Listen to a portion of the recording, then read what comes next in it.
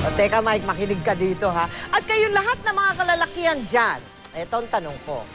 Kailan ninyo huling sinabi ang mga salitang I love you sa inyong minamahal? Abay, napaisip ka. Mukhang napakatagal na yun, ha? Ito ang tampo ng isang misis sa Pampanga na sa halos 40 taon na pagsasama nila ng kanyang mister, mabibilang lang daw ang pag-I love you nito sa kanya.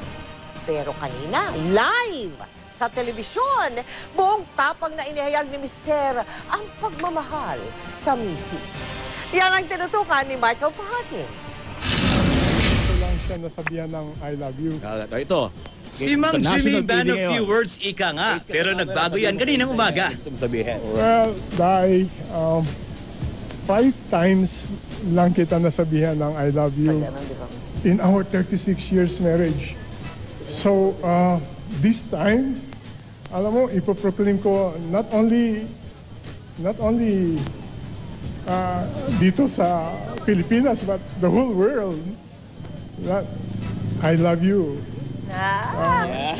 And dahil 5 times lang kita nasabihan ng I love you, today I'm going to give you 5 dozens of roses. Wow! To make up for it. Ang hindi alam ni Mang Jimmy, nakikinig na pala si Ma'am Inday sa pahayag niya ng pag-ibig. Ng telepono. May surprise kami sa iyo. Oo, nasa linya ng ating telepono si Ate Inday. Ate Inday, napanood nyo. Ang sinabi ng inyong asawa, ano masasabi niyo? Nakaka-touch naman kayo. Ako, I love you too. I have always loved it. And always love you. Oh. Kasi po, dun sa 36 years daw po, 5 times pa lang nagsasabi ng I love you, pero yung ika-anim naman na pagkakataon na nagsabi ng I love you on national TV. And ramdam na ramdam yung sincerity, ano? O, ano ba ang dating sa inyo niyan? Ay, naku, matindi. I never imagined this will happen. Wow. Gusto sabihin kay Ma'am Inday. Well, this is it. This is it. I love you I too. love you so much. Oh, tingnan niyo naman po. Si Mang Jimmy talagang nangingilid-ngilid yung luha. Talagang Ako ni sir. Pagkatapos ng madamdaming pahayag na ito ni Mang Jimmy, sinamahan namin siyang umuwi sa Pampanga. Dala na ang mga rosas at sumulubong ang one true love niyang si Ma'am Inday. Anniversary natin, sana meron ganitong coverage.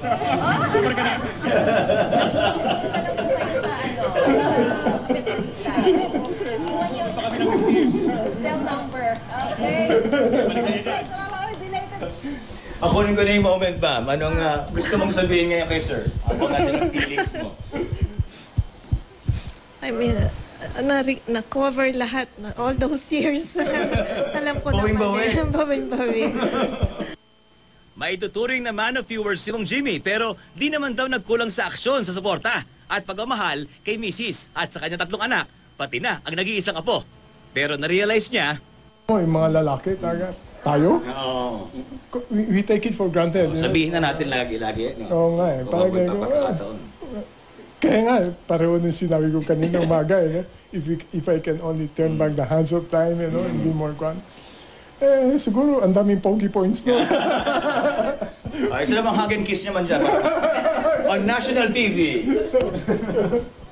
Oh boy. Love you too. Michael Pati nakatutok, 24 oras.